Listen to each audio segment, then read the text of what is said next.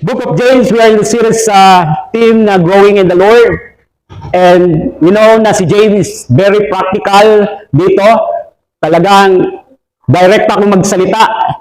Nagbigay siya ng instruction sa mga Kristiyano kung ano dapat ang pamumuhay ng isang Kristiyano at paano sila dapat mag-behave at ano dapat ang kanilang paniniwala. So, mga marka, mga patunay na ikaw ay lumalagot sa Panginoon. Una ay alam mo kung paano i-deal ang mga pagsubok.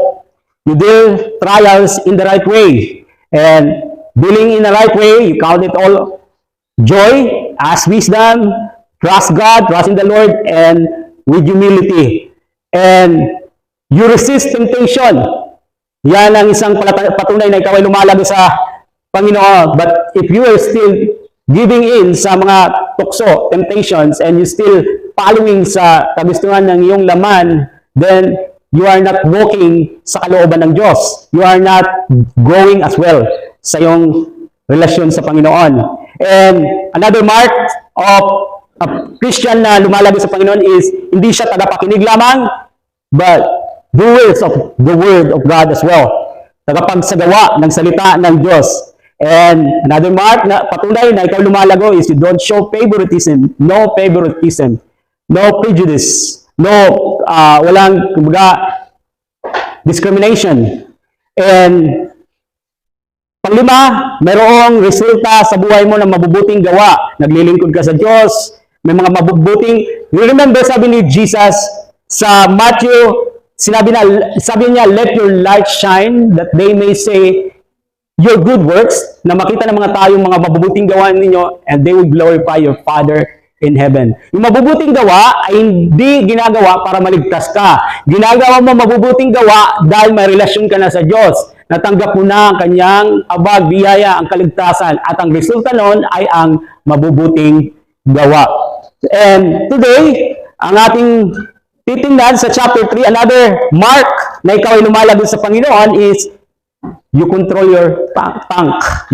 Binabantayan mo ang iyong bibig. You guard your tank. And so, alam niyo po ba na ang Panginoon ay nakikinig at rinirecord ang bawat sinasabi mo? Luke chapter 12, verses 2 to 3.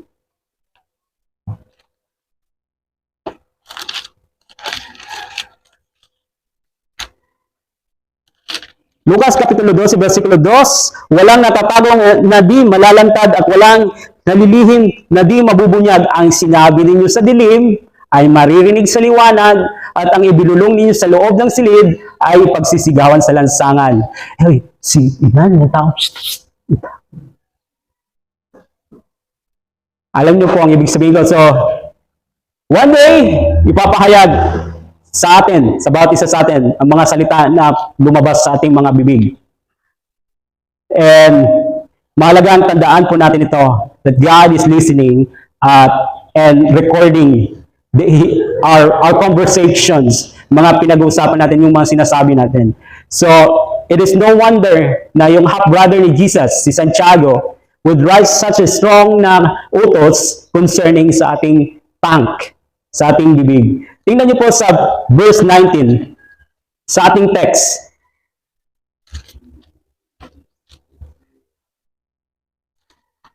Ng James chapter 1 po. I know walang 19 sa chapter 3. Chapter 1, Santiago chapter 1 verse 19. Mga kapatid kong minamahal, unawain ninyo ito, maging alisto kayo sa pakikinig, maingat sa pagsasalita, at hindi agad nagagalit. So ito yung unang reference patungkol sa tank. So, na alam natin po ito, na salita, na banggit na po ito, maring narinig na natin ito. Ilan pong tenga meron tayo? Isa lang po ba? Dalawa.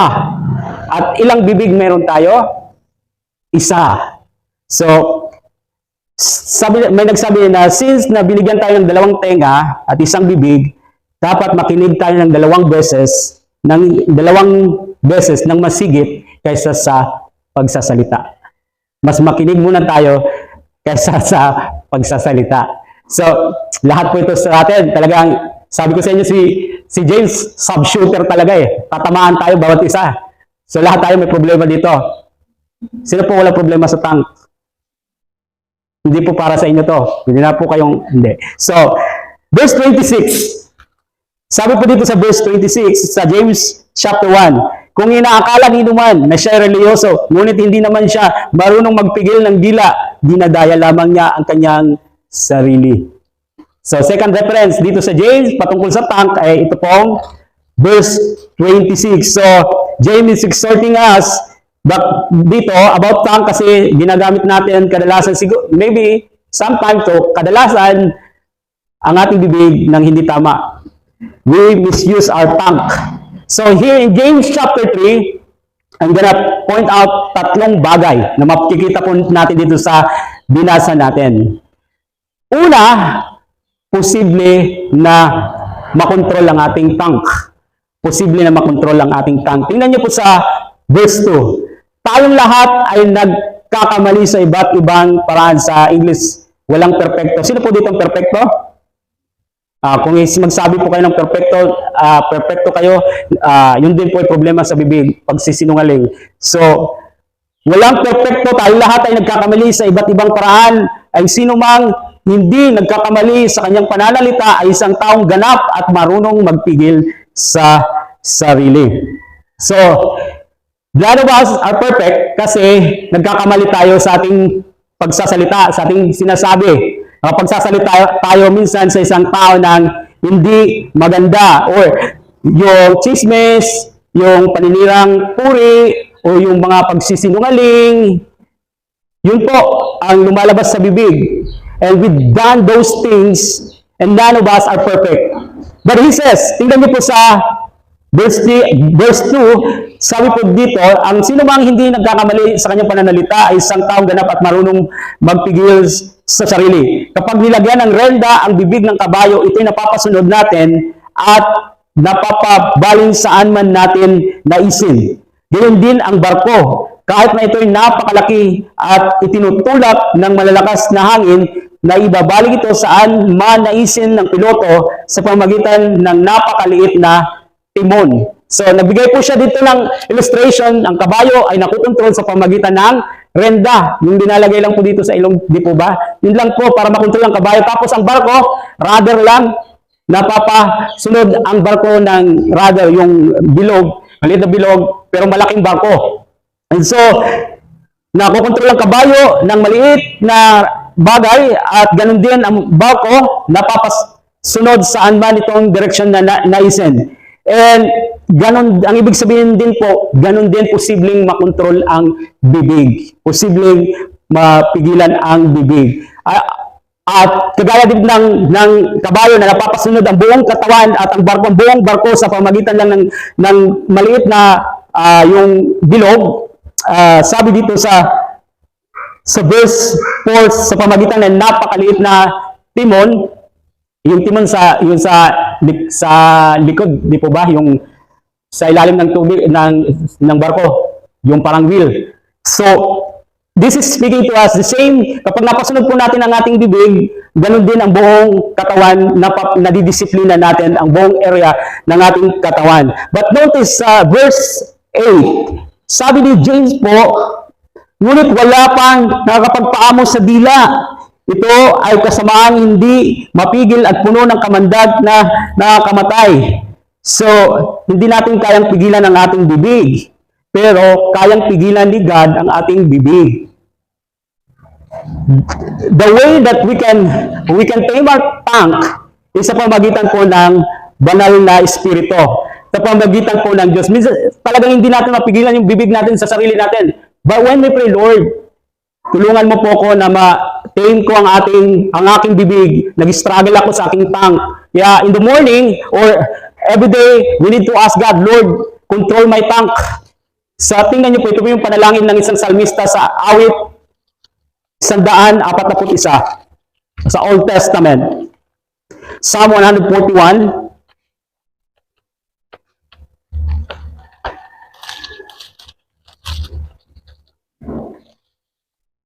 Verse 3. O Yahweh, bibig ko ay iyong bantayan, ang mga labi ko ilagyan mo ng bantay. That should be our prayer. It reminds me and you na to pray for our tongue. Dahil sabi po dito sa binasa natin uli dito sa verse sa Santiago chapter 3 verse 8 about sa ating bibig, ito ay kasamaang hindi mapigil at puno ng kamandag na nakamamatay. So, we need na ipanalangin natin ang ating bibig na kontrolin po ni God. And kung makontrol po ang ating bibig, makokontrol po natin ang iba pang area sa katawan natin. Kasi pag nag-umpisa sa bibig, lahat na yan apektado sa katawan natin. So, we can control our tongue with God's help. We can control as well yung other areas ng ating buhay. Pangalawang bagay na sinabi ni James dito, it has the power to destroy. Tingnan niyo po sa verse 5. Ganyan din ang dila ng tao. Maliit na bahagi lamang ng katawan, ngunit napakalaki na mga pinagyayabang. Isipin na lamang ninyo kung paano napapalagablab ng isang maliit na apoy ang isang malawak na kagubatan. Sa Amerika, nababalitaan siguro natin yung wildfire. Yung wildfire, nagsimula lang siya sa maliit na apoy. So, similar sa illustration dito ni James na nag-umpisa lamang sa maliit na apoy at maaari ito yung makadestroy sa buong kagubatan. Nag-spark lang sa maliit and it caused a raging forest fire and ganun din po sa maliit lamang na bagay na nagmumula ang pagkasira. I don't know kung naranasan nyo po ito sa inyong buhay na may nanira po sa inyo o kayo mismo po ang gumawa nito. But, you know, anuman sa dalawang ito, maaari pong sirain ng bibig ang reputasyon ng iba. Because sa isang salita lamang, chismis, false accusation, martes, Islang marites, sa mga sabi-sabi, alam mo siya, pag walang ginagawa, yun yung trabaho, pinag-uusapan ang buhay ng ibang tao, and because hindi po mapigilan ang bibig. As a mature Christians, we better get our mouth under control po. We better learn na kung kailan tayo magsasalita, sa timing, at kung anong sasabihin natin, saktong salita, at kung kailan hindi dapat tayo magsalita. So, kung ano man po ang sinabi nyo na nakakasira sa iba, hindi nyo na po yan maayos pag nasira na yan. Hindi mo sasabi, ay, alam mo, nadulas lang ako sa pagsasalita. You better be careful sa sasalita. So, hindi mo na maibabalik o maiaayos ang damage na dinulot mo sa pamamagitan lamang ng lumabas na salita sa iyong bibig. Be careful sa iyong pananalita. Minsan pag nagsasalita po tayo, nagaganahan na po tayo, di ba? Napansin nyo sa sarili?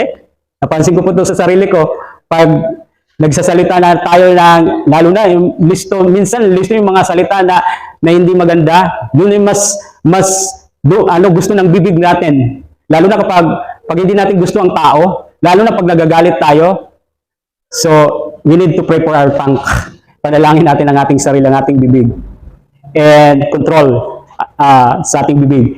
Pangatlo na sinabi ni James patungkol sa bibig ay, it has the ability na magsalungat. Nagpupuri sa Panginoon, tapos pagkatapos ng pagpupuri, gossiping na. So it has the ability to contradict. Tingnan niyo po sa verses 9 and 10. Sabi ni Santiago, ito ang ginagamit natin sa pagpupuri sa ating Panginoon at Ama. At ito rin ang ginagamit natin sa panlalait sa taong nilalang na kalarawan ng Diyos. So sabihin niyo po, pag sinasabi niyo po sa isang tao, I realize na it reminded me pag sinabi, ang pangit mo, sino ang ginatamay mo talaga? Ang naghimo sa iya. Kaya sigon di rin bawang kahimo sa iya. Masari ka, pastor, di man silang Ginoo naghimo sa ako ng akong tatay mama man naghimo sa ako. So, but the truth is, we are created in the image of God. Sabi po ni James dito. And verse 10, sa isang bibig nanggagaling ang pagpupuri at palalait, hindi ito dapat mangyari, mga kapatid. So, this is, huwag kayong pumunta sa church na pinupuri nyo ang Diyos, pinaparangalan nyo ang Diyos sa inyong bibig, and then pagkatapos nito, pagkatapos ng simba, di ba, may pananalangin sa Panginoon. Pagkatapos ng pananalangin, may panaragin. So, di rin dapat mag-contradict. Nag-aampo ka, nananalangin ka sa Diyos. Tapos pagdawas na sa simbahan, nanalangin ka, pero iba nga panarangin. So, contradict. Nagko-contradict. We praise God sa simbahan, pagkatapos kung ano-ano ng mga curse, sumpa na lumalabas sa ating bibig. We have to guard our tongue. We remember those people na pinapanarangin natin, God loves them. Kagaya ng pagmamahal ng Diyos sa iyo.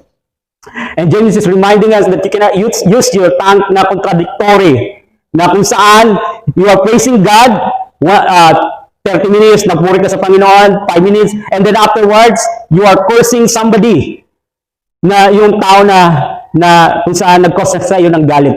He says this should not be in your mouth.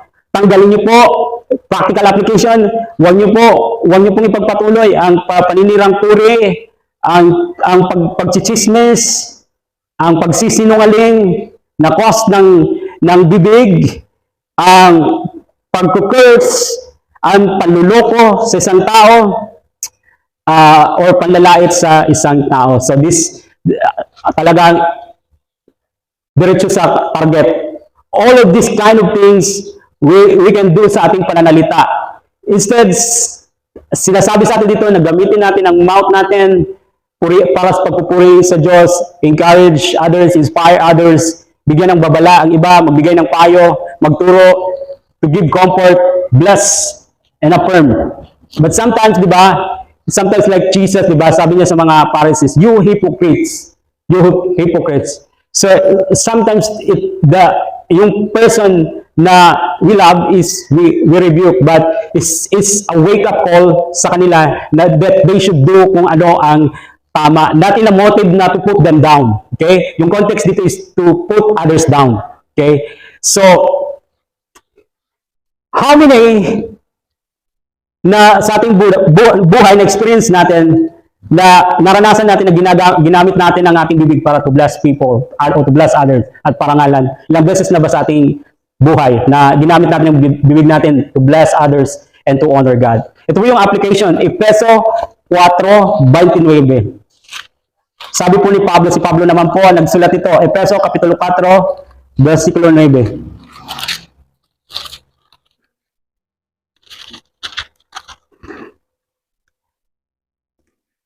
Huwag kayong gumamit ng masasamang salita, kundi iyong makapagpapalakas at angkop sa pagkakataon upang makapagdulot ng mabuti sa mga nakakarinig. So let's work it out. How can you encourage others? Sa mga nangihina, sa mga tao na hindi madasig sa Ginoo, that you can use your mouth to encourage them. Na, sister, hindi naman kita na nakikita sa fellowship, maging madinasigon ta sa Ginoo. Or may problema sa katao, imong signal nga, continue la, sarag kita sa Ginoo. So, you are using your mouth para to bless others, to bless people, and to honor God. So, sana po na i-work out natin sa ating sarili. So, yan po yung isang mark, yung pang-anim na mark na ikaw ay lumalago sa Panginoon. You know how to guard your tongue. Yung pang-pito po is yung ine-exercise ang karunungan. In verses 13 to 18. Balikan ko po ulit. Verses 13 to 18. Sabi po ni James, sino sa inyo ang marunong at nakakaunawa? Ipakita niya ito sa pamamagitan ng wastong pamumuhay na bunga ng kapakumbabaan at karunungan. Ngunit kung ang nagahari sa inyong puso ay inggit at makasariling hangarin, huwag ninyo iyang ipagmalaki at huwag ninyong ikaila ang katotohanan. Ang ganyang karunungan ay hindi galing sa langit kundi makalupa makalaman at mula sa demonyo, sapagkat saan man naghahari ang inggit at makasariling hangarin, naghahari din doon ang kaguluhan at lahat ng uri ng masamang gawa. Ngunit ang karunungan mula sa langit, una sa lahat, ay malinis, mapayapa, maamo, mapagbigay, puno ng awa, masaganang namumunga ng mabubuting gawa, hindi nagtatangi at hindi nagkukunwari, namumunga ng katwiran, ang binhi ng kapayapaan, at kapayapaang itinatanim ng taong na ibigin sa kapayapaan. So, sinasabi dito ni James, ang binabanggit na dito ay patungkol sa karunungan, at kanyang dinifferentiate yung karunungan na mula sa sanlibutan at ang karunungan na nagmumula sa langit, nagmumula sa Panginoon. Ang karunungan sa sanlibutan ay yung karunungan na kung saan nag-gather sila, inipon nila yung mga impormasyon. At yung karunungan na nagmumula o wisdom na galing po sa Panginoon ay yung application po ng natutunan natin. Application ng ating natutunan. So, maaaring may mga tao na masasabi natin ang talino ng tao dito, ng tao ito. Valedictorian, first honor, or may mga taong hinangaan natin because we thought of them na sila po ay smart, educated, pero hindi po sila matalino. Educated, matalino po sa information, pero they are not wise sa the way ng kanilang living.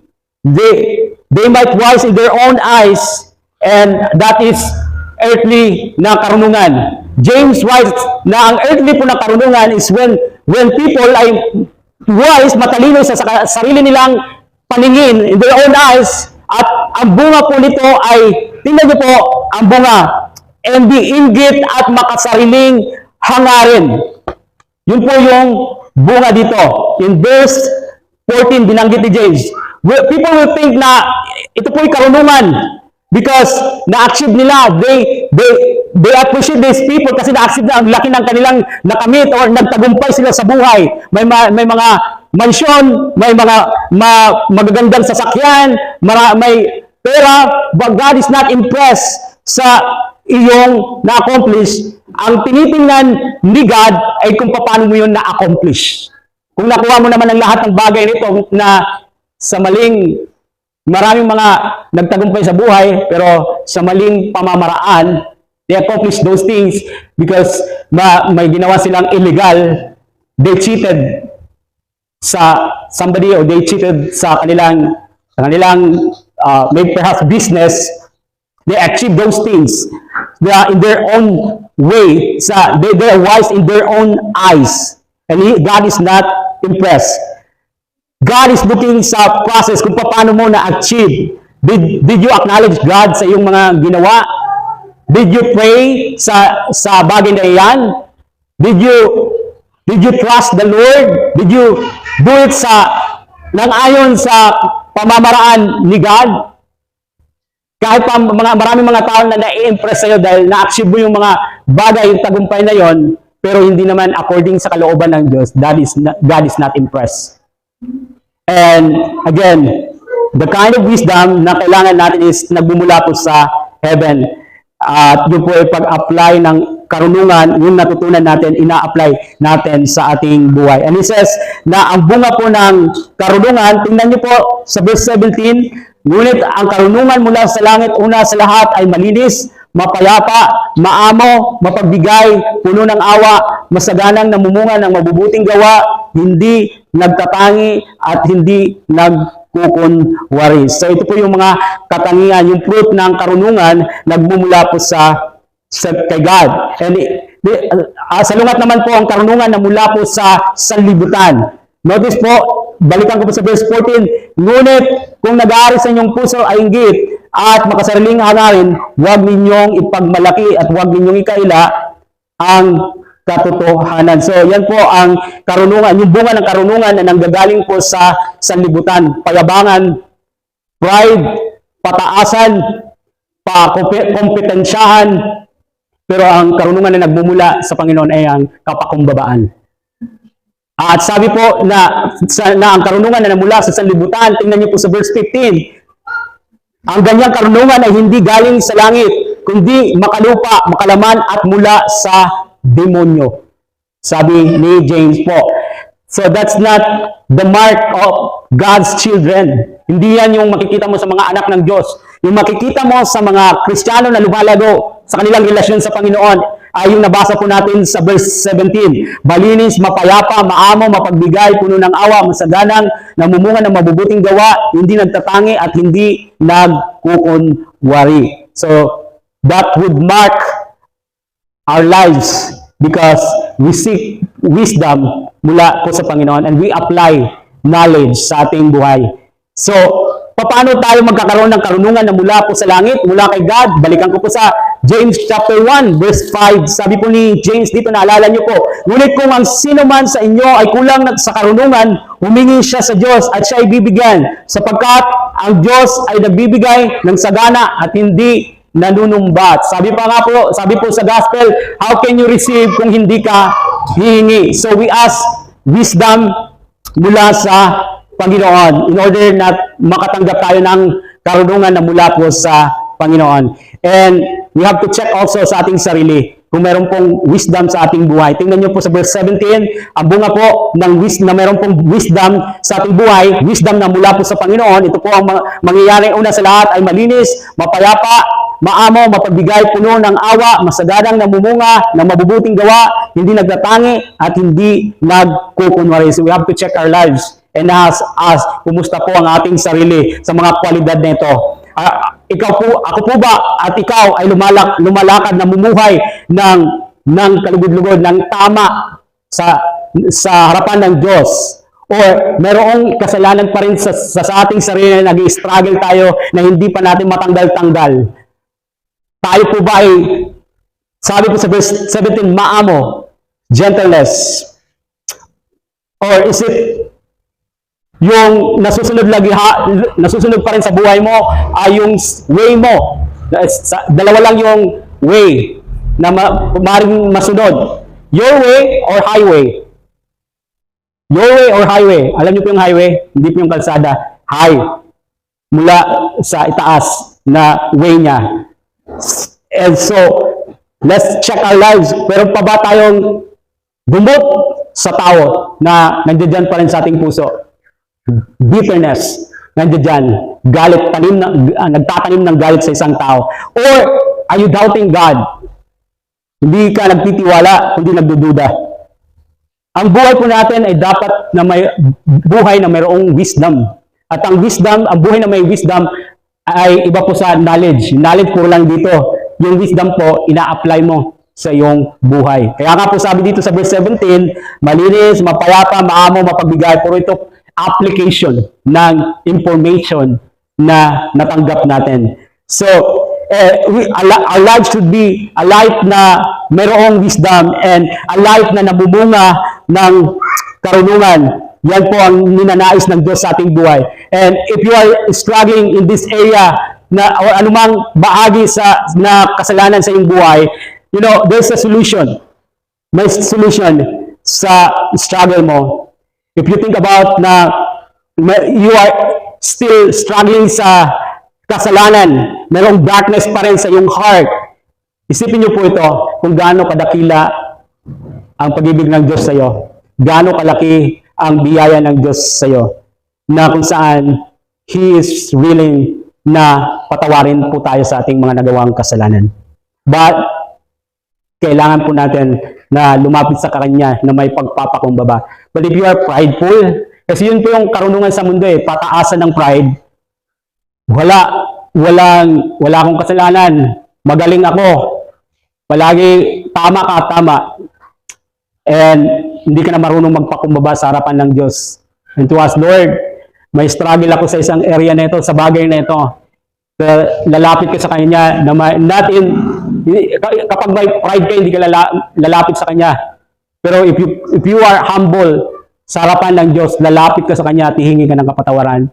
Lord, patawarin mo ako sa kasalanan ko. Alam mo ang lahat sa buhay ko.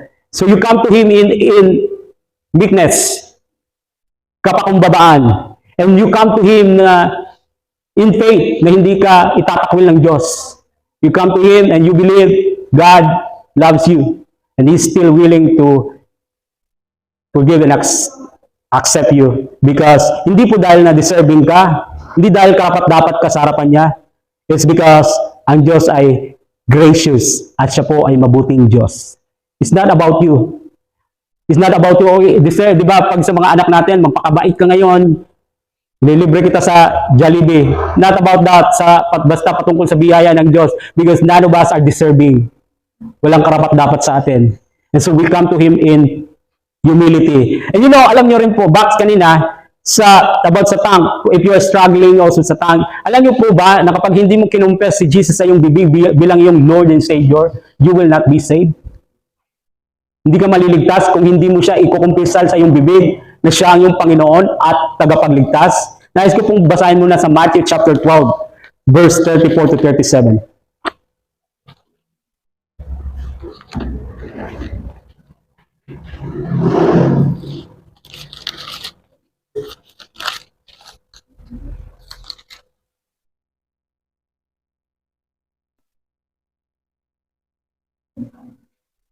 Mateo Kapitulo 12, versikulo 34 hanggang 37. Dahil ng mga ulupong, paano kayo makakapagsabi ng mabubuting bagay kayo'y masasama? Kung ano ang nag-uumapaw sa puso ay siyang sinasabi ng bibig.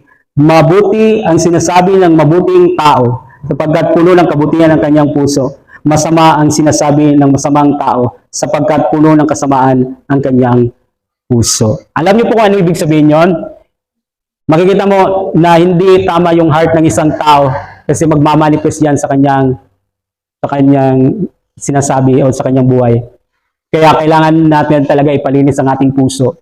Dahil mabubunga lamang ng mabuti sa ating, magkakaroon ng magandang bunga sa ating buhay kung ipapalinis natin ang ating puso sa Panginoon. At kung si Jesus ay tinanggap natin bilang Panginoon at tagapagligtas. Sabi po sa Biblia, if you confess with your mouth that Jesus is your Lord and Savior, then maliligtas ka. At sa bibig din, tayo hahatulan ng Diyos. Kung kinumpisal mo sa iyong bibig na siya ang Panginoon at tagapagligtas mo, kung tinanggap mo siya sa iyong buhay. Pero kung hindi mo siya kinumpes na iyong Panginoon at tagapagligtas, walang buhay na walang hanggan na matatanggap mo. You have to confess Him as your Lord and Savior. Tanggapin mo siya bilang Panginoon at tagapagligtas. Again, it's not about religion. It's about having relationship kay Jesucristo. Religion is just information about God, about the Bible. Pero relationship is different. Na siya ang iyong Lord and Savior. Meron kang relasyon sa Kanya. Tinanggap mo siya sa iyong buhay. And you come to Him in meekness. Lord, patawarin mo ako sa kasalanan ko. I struggle with this sin. I would come to you na may kapakumbabaan at tinaamin ko na ako'y nagkasala at kailangan kitang tanggapin sa buhay ko bilang Panginoon at tagapagligtas. You will believe. If you will confess, then you will be saved. Kung si Jesus, i-confess mo siya bilang yung Panginoon at tagapagligtas.